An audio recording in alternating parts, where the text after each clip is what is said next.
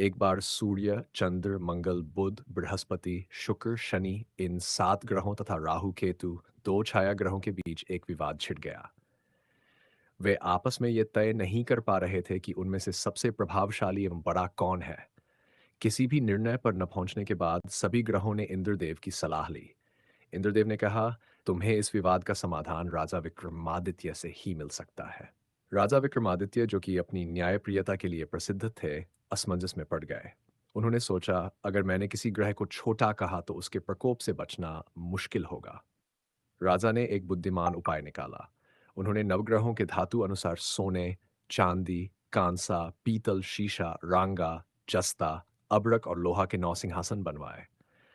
सोने का सिंहासन सबसे आगे रखा, जबकि लोहे का सिंहासन सबसे पीछे। सभी ग्रहों को बुलाकर उन्होंने कहा, तुम्हारे धातु अनुसार इन सिंहासनों पर बैठ जाओ। जो सिंहासन सबसे आगे होगा, वही ग्रह सबसे बड़ा है। सूर्यदेव, जो कि सोने के सिंहासन पर विराजमान हुए, गर्व से बोले, मैं सबसे आगे हूं क्योंकि मैं ही सभी ग्रहों का प्रकाश हूं। चंद्रमा, जो चांदी के सिंहासन पर बैठे, मुस्कुराए और कहा, मैं भी उतना ही महत्वपूर्ण हूं क्योंकि मैं रातों को प्रकाशित करता हूं। लेकिन जैसे ही शनि देव ने लोहे का सिंहासन देखा, उनका चेहरा उतर आया। क्रोधित होकर उन्होंने कहा, क्या मुझे लोहे के सिंहासन पर बैठाया है? यह अपमान सहन नहीं किया जाएगा। मैं इस निर्णय को नहीं मानता। राजा विक्रमादित्य ने शनिदेव से विनम्रता से पूछा, कृपया शनिदेव, आपको इतना क्रोधित क्यों किया? शनिदेव बोले, राजा, मैं इस समय अपने सिद्धांतों का पालन करता हूँ। सूर्य एक राशि पर 1 महीने रहता है, चंद्रमा 2.25 दिन, मंगल 1.5 महीने, राहु और केतु 18 महीने चलते हैं, पर मैं एक राशि पर 2.5 साल रहता हूँ। मेरी साढ़े साती के दौरान एक राशि 7 वर्षों तक प्रभावित होती है। क्या ये कोई छोटी बात है? राजा विक्रमादित्य ने शनिदेव से निवेदन किया, आपकी महिमा को मैं समझता हूँ शनिदेव, कृपया मुझे क्षमा करें। कुछ समय बाद शनिदेव की साढ़े साती राजा विक्रमादित्य पर आई। एक शनिवार को राजा ने एक काला घोड़ा खरीदा जो जल्द ही उसे जंगल में गिराकर भाग गया। जंगल में डाकुओं ने राजा को लूट लिया और उसे गंभीर रूप से पीटा। किसी तरह राजा अपनी जान बचाकर दूसरे राज्य पहुंचे, लेकिन वहां एक और कष्ट उनका इंतजार कर रहा था।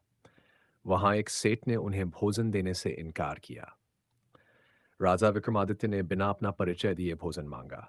भोजन करते समय उन्होंने देखा कि एक खूंटी पर सोने का हार लटक रहा था, जो धीरे धीरे खूंटी में समा गया।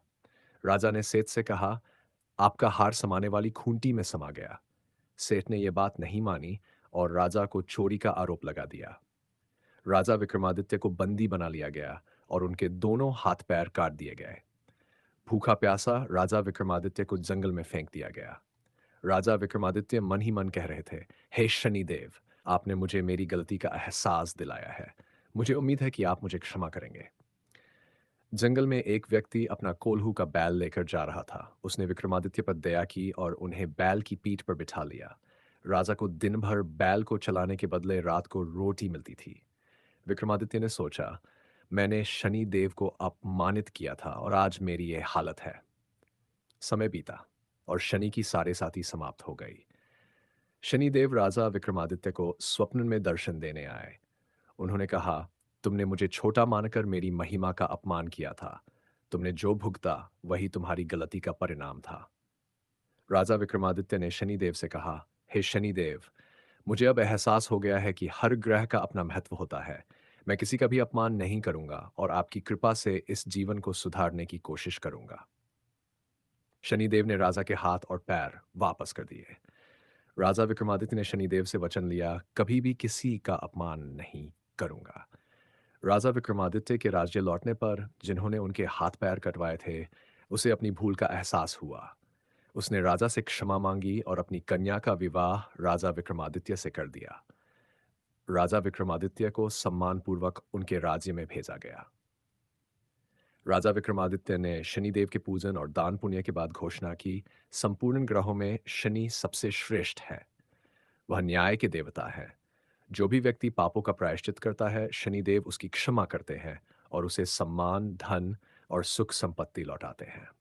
राजा विक्रमादित्य की यह घोषणा पूरी दुनिया में प्रसिद्ध हो गई और इस तरह शनिदेव की महिमा और न्यायप्रियता सभी को समझ में आई।